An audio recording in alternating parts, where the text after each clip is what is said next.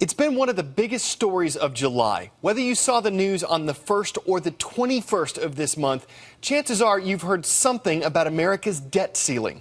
This special summer webcast is going to sum it up for you and explain why it's so important. We're starting right now.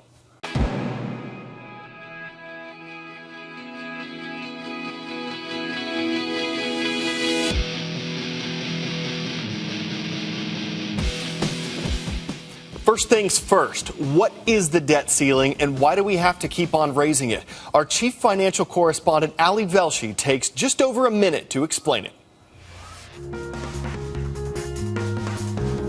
The debt ceiling is exactly the same as your credit limit on your credit cards, except it's for everything that you borrow. It's like having one super loan. The United States is one of the few countries in the world that by law, they have to keep on voting to increase the credit limit. Most countries just continue to borrow more. So the debt ceiling is the absolute top amount of money that the U.S. can owe to anyone at any given time. And it's about $14.3 trillion. So in order to raise that ceiling so the U.S. can borrow more money to keep things going, the debt ceiling has to be increased by Congress. This has happened many, many times before. It's usually fairly routine.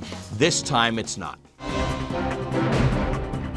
The U.S. actually hit the credit limit on May 16th, but the Treasury Secretary has been able to keep the wolves at bay. He's been able to move piles of money around and basically keep us solvent until August 2nd. If we get to August 3rd and we've not raised the debt ceiling, somebody somewhere isn't getting paid.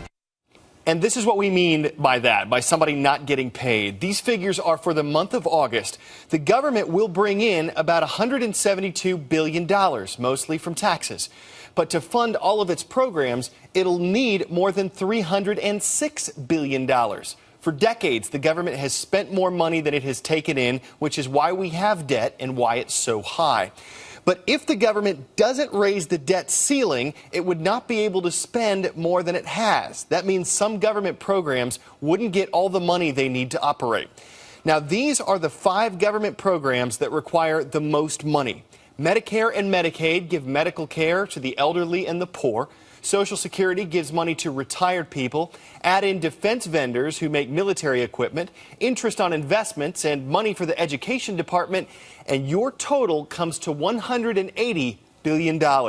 That's just on the 5 costliest government programs, and it's already more money than the government would have. And if the government funded just these programs, people who work for the government wouldn't get paid, U.S. troops, including those in Iraq and Afghanistan, wouldn't get paid, veterans wouldn't get benefits, your parents might not get their tax refunds from the IRS, federal highways might not get maintained, a whole bunch of stuff wouldn't get done. Now, this is a simplified example. It's unlikely that the government would give just a few programs all the money they needed and then let others go without anything. The Treasury Department would probably spread a thin amount of the money it had over a lot of different areas, giving some programs maybe just enough to operate.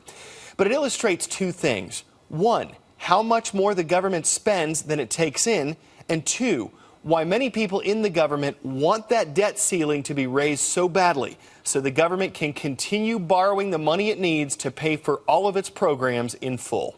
Things could change any minute. Congress is looking at a number of ways to raise the debt ceiling as we put this show together.